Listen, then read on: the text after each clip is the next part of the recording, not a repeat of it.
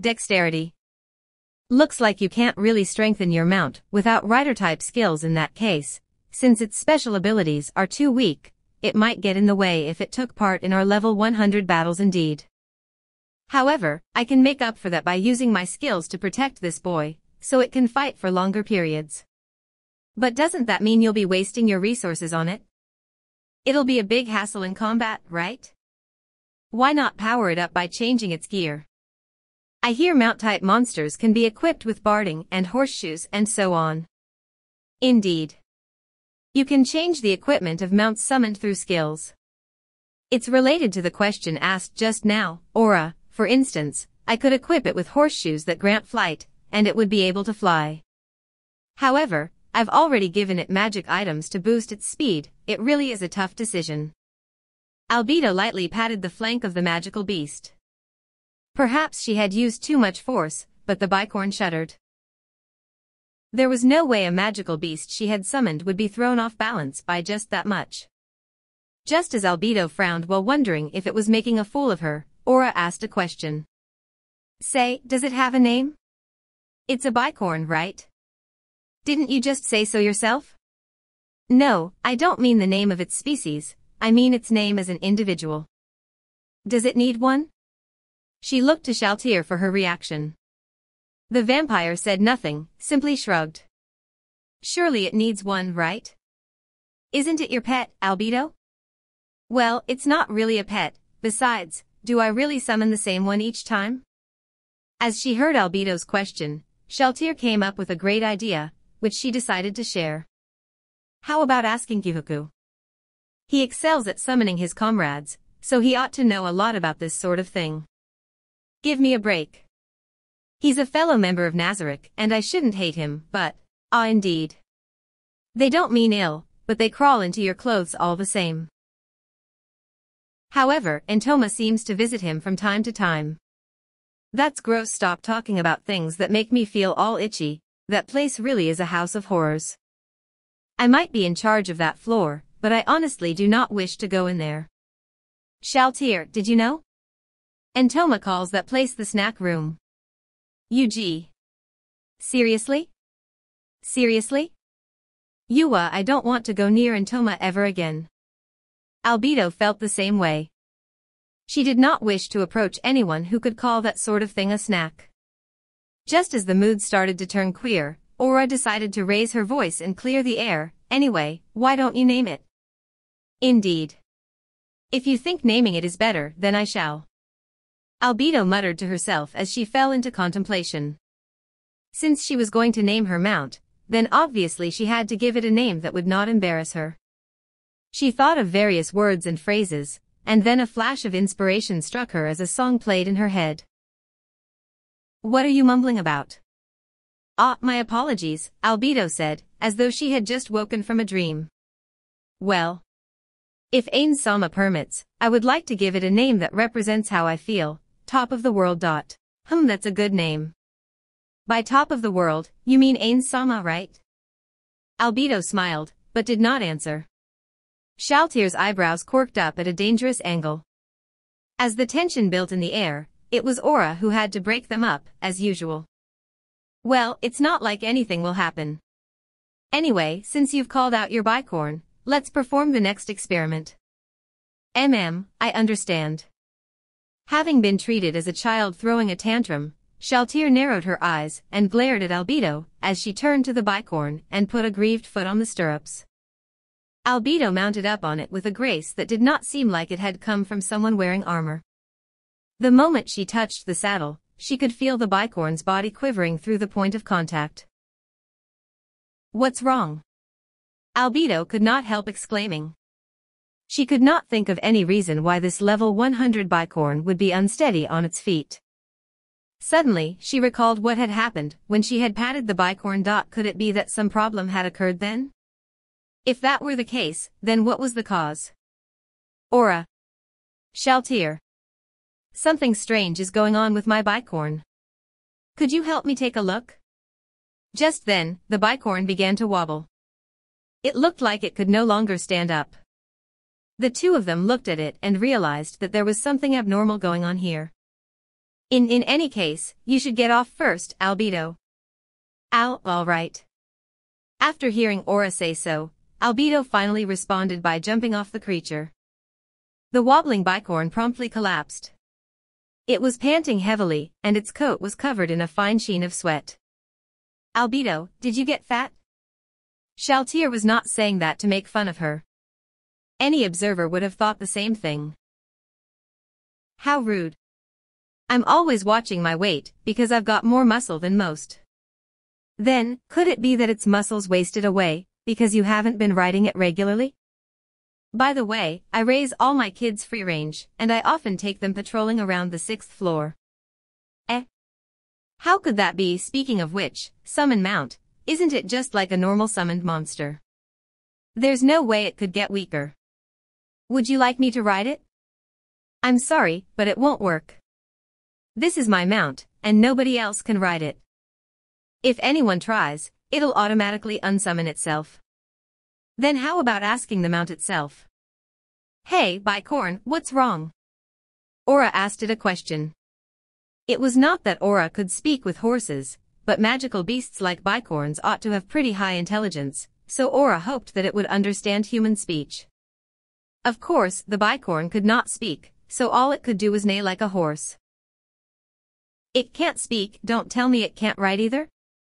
The bicorn whinnied in the affirmative. The three of them looked at each other.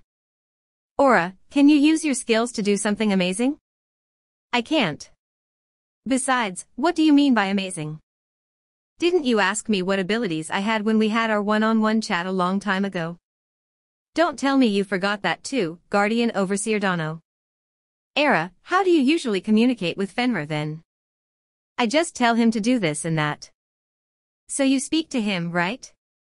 So if you try, you should be able to communicate with this bicorn, am I correct? Just because I can communicate with the beasts I control doesn't mean I can speak to all beasts. And besides, I already tried. The lizard men have a pet called Roraro, right?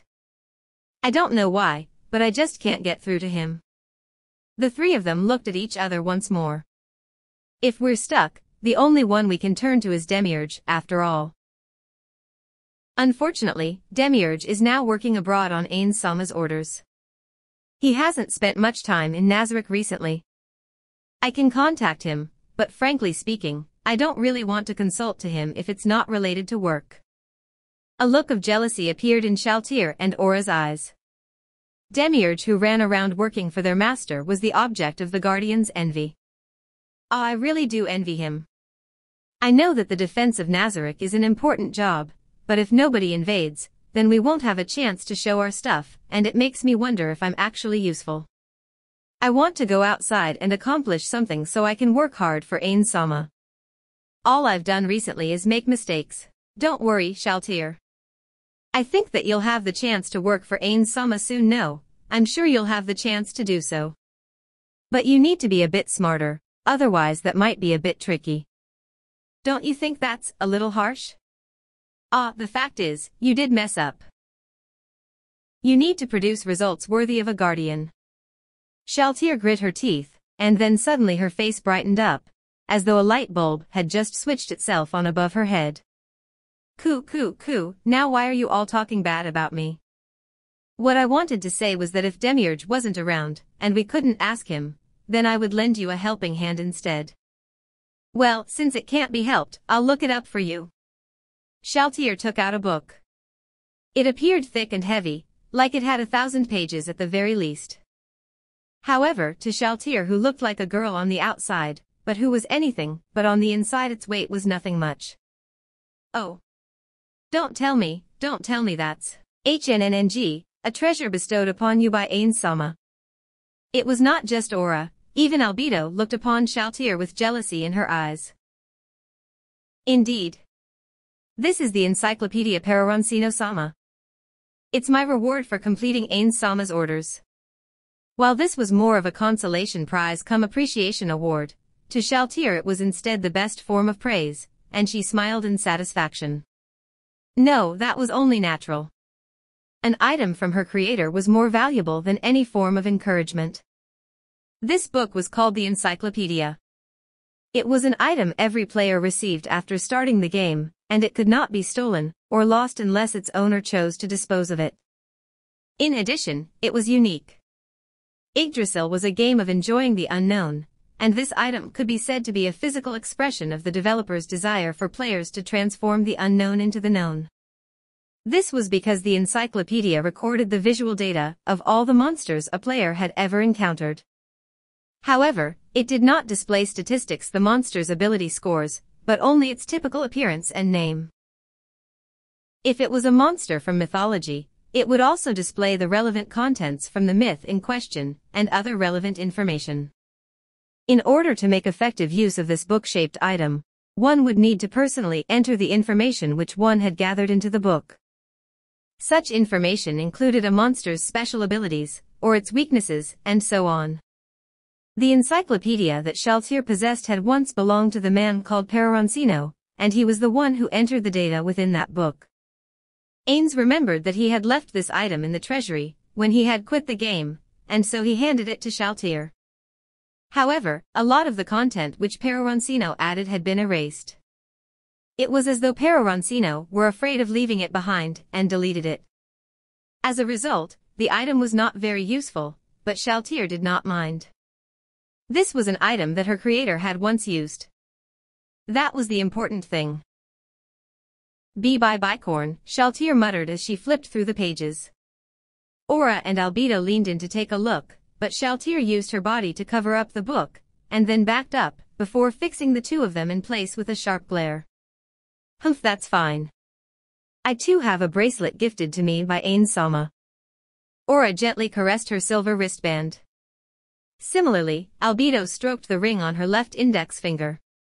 However, she had not been the only one to receive that ring.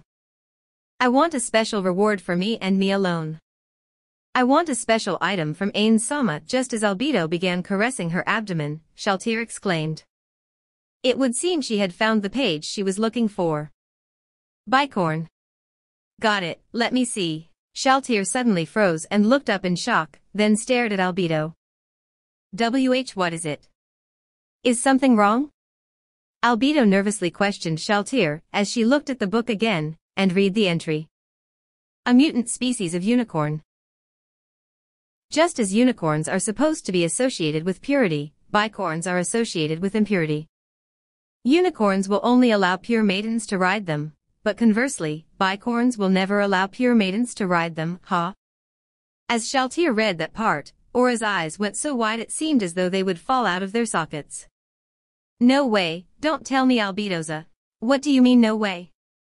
What do you take me for? But aren't you a succubus, Albedo? Succubus. Shaltir seemed to be confused and she began searching for the succubus entry. That's right, I'm a succubus.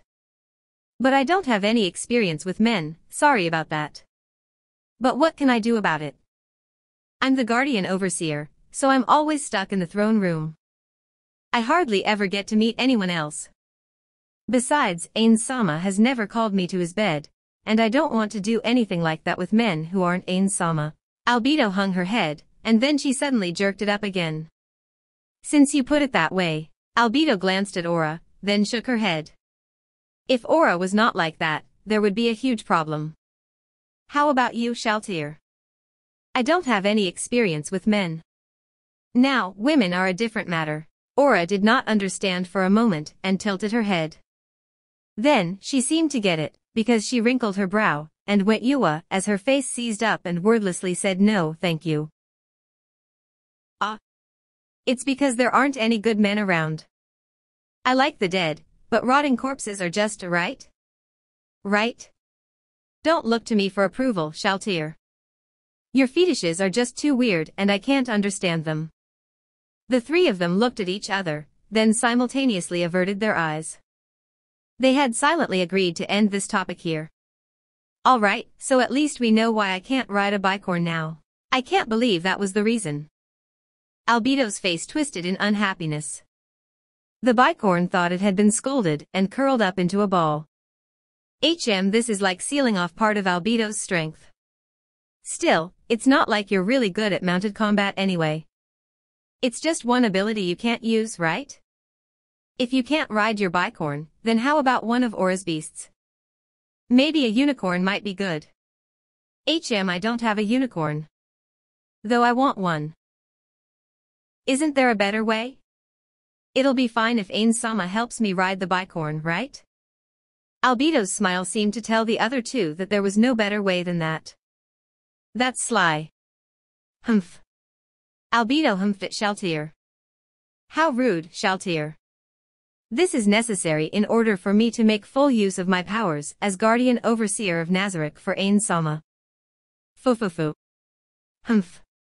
So you can't get Ain-sama's love without using your official duties as an excuse. That's just too sad for a woman. It means you can't win it with your charm alone. Ha? Both of them glared at each other.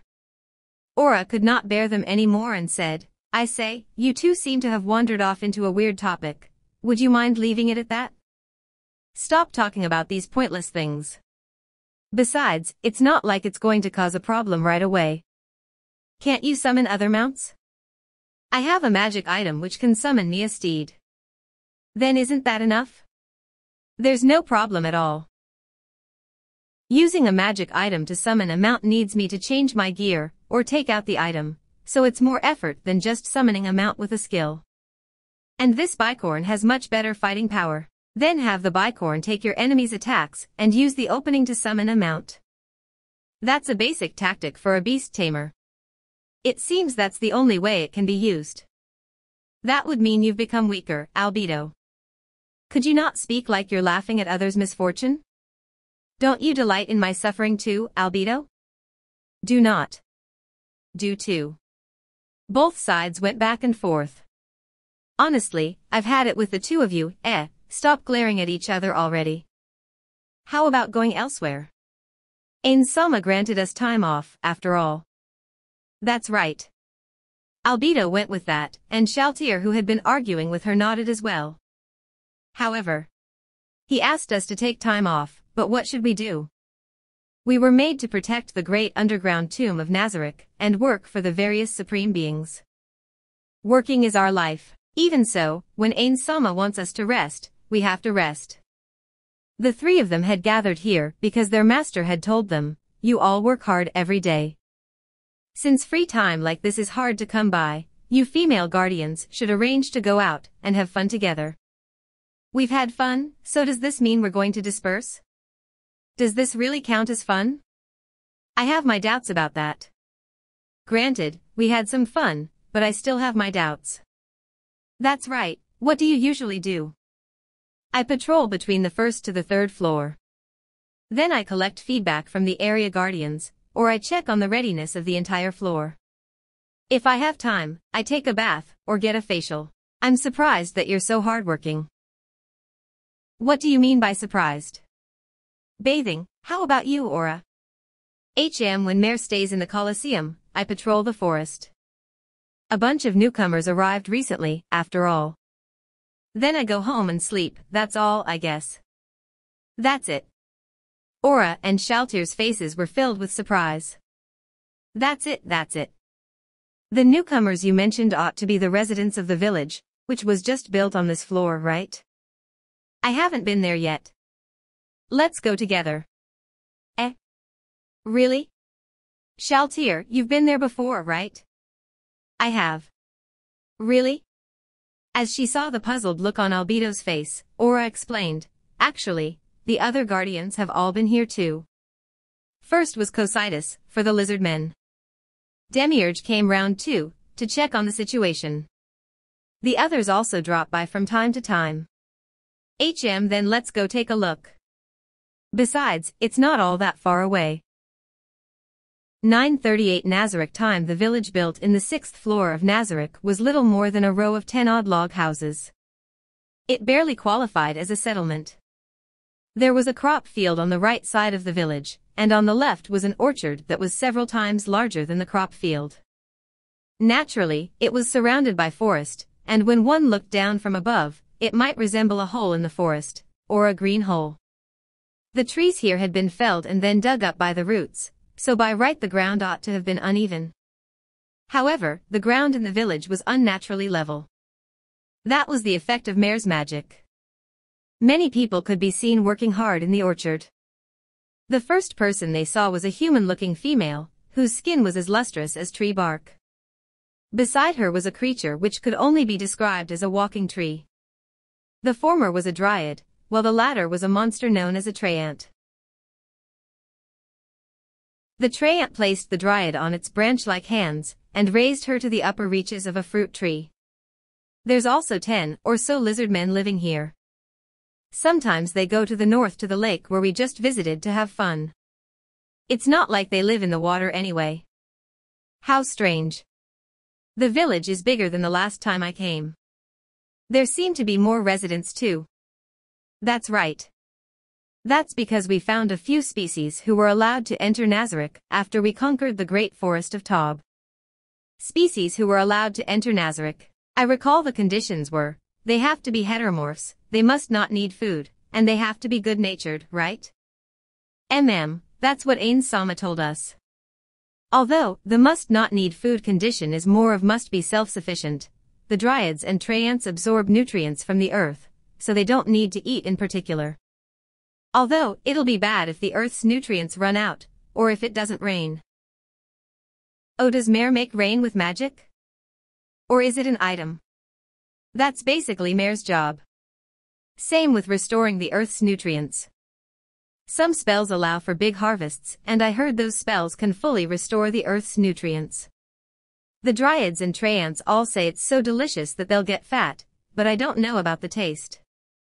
As Shaltir chatted with Aura, Albedo slowly surveyed the village with a cold, clinical gaze reserved for examining experimental test subjects. Then, a hint of emotion crept into her eyes for the first time. Era? That ought to be sous chef in the fields, right? What's he doing? They looked along her line of sight, and there, within a patch of fenced-off land seemingly hiding behind a large stalk with red fruits growing all over it was a mushroom-like monster squirming around. At a closer look, he was wearing clothes which he did not mind getting dirty as he picked the red fruits. It's just like what you saw. They sometimes come here to gather ingredients, and they grow their own plants. Let's go take a look. Albedo and Shaltir looked at each other. After verifying that neither of them were against it, and that it would be fine as long as they did not interfere with their colleagues' work, they went over to take a look. Hi, working up a sweat as always, I see. As he heard Aura's cheerful voice, sous chef raised its head to look at the three of them. Well, my body doesn't really sweat. Sous chef grunted like an old man as he stood up and straightened his back.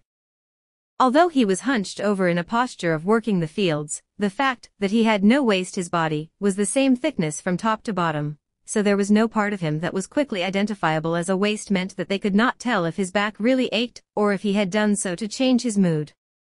After that, sous chef rotated his neck, like someone with shoulder aches.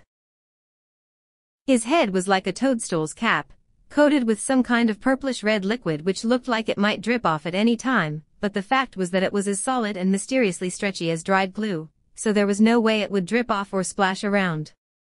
Say, are those tomatoes? Albedo seemed interested in what sous chef was holding, and so she asked him. He brought the fruits before his eyes, then wiggled his head in bafflement. Indeed, they are tomatoes. They are tomatoes as everyone knows them. They are not the type which explode after absorbing sunlight, attack people, or radiate golden light when you cut them open. They are ordinary tomatoes. In other words, they're edible, commonly available and ordinary tomatoes, right? Indeed. I do not have the special skills needed to grow vegetables that can produce special effects. Given your interest in these tomatoes, does that mean you are interested in tomato dishes? Unfortunately, I can only make drinks. No, I was simply asking out of curiosity. I believe Shaltir's the one who wants to eat tomato dishes. Why does everyone think vampires like tomato juice? Even if the undead eat something, they won't gain any buffs from it. A lot of people in Nazarick don't need to eat. Thanks to certain items, most of the NPCs no longer needed to eat or drink. There's nothing to be done about it. Food and drink only add to the expenses of sustaining Nazarick. We'd have to spend a lot of money if everyone ate as much as your magical beasts. Wouldn't it be better for me to go outside to make some money? There's no need for that. That's because Ains Sama and the other supreme beings made careful calculations when building this tomb in order to balance income and spending. Oh, so that's why he decreed that only self-sufficient species could enter here. That way, no matter how many came in, the income balance would remain intact. Indeed, didn't you know about this? Albedo looked to each of the three others present. How vexing. Not understanding the very place you were protect is a very big problem. I'll make some time in future and explain everything to you in detail. Albedo sighed, then casually regarded the fields. It was then that she noticed that she had seen the leaves of a row of certain plants before. Those are carrots? No, are they magic carrots? No, they are not. Have you not heard of them before, Overseer Dono? What do you mean? Sous Chef's eyes turned to Aura. She did not. I see, she did not tell you about them. Then, what shall we do, Aura-sama? Will you call them Aura-sama? Surely you must have trained them by now? I already filed a report on it. Aura smiled wickedly. Then, she took a deep breath, then bellowed long live Ains Ulgaun. Suddenly, the row of leaves reacted to her words and began moving. They wiggled vigorously from side to side, then pulled themselves out of the earth, and their carrot-like roots popped up onto the surface. They resembled Asian ginsengs, but they were distinctly different from those. They had 4 discrete limbs, and they moved deliberately, and not through reflex. The uppermost parts of the roots near the stem bore cavities, and shadows, which resembled eyes and mouths. Shaltyr's eyes went wide and she spoke the name of these monsters. Could those be mandrakes? We shouldn't have anything like that in Nazarick. That's it. I saw the report, but this is the first time I've personally seen one. The mandrakes chorused long live Ains Ulgaun, long live Ains Ulgaun as they formed up into ranks. They aren't too smart really. Their relatives such as the Galjan Manlian, Alrunas, and Alrons ought to be smarter, but I didn't find any of those when I did a quick search of that forest. However, the forest is big, so maybe I just haven't found them yet. Also, there's a huge underground cave that leads into the mountains. There seems to be a Myconid settlement there, but I haven't made a move on them yet. Still, teaching them to speak like that must have been difficult. I'm very impressed, Sous Chef explained as he picked up one of the mandrakes who were lined up in a row. The mandrake struggled, apparently having its stem grabbed was painful. Long live Ains Ulgaun. Long live Ains Ulgaun. The mandrakes broke their ranks to encircle Sous Chef, as though to protest the mistreatment of their friend. During this time, they said the same thing as before. Forgive my rudeness. Aura-sama, can you ask them to return? Okay, right. Go back. Sous Chef gently placed the mandrake back on the ground, and the others followed it as they crawled back into the holes they had occupied just now. In just a few seconds, the mandrakes were back underground, as though they were hibernating for winter. I see, it's like an animal's call. You could say that. They simply cry it out like a parrot imitating speech. They don't really know what they're saying. Apparently, there's a minimum level of intelligence, below which you can't understand speech. However, that's still under investigation.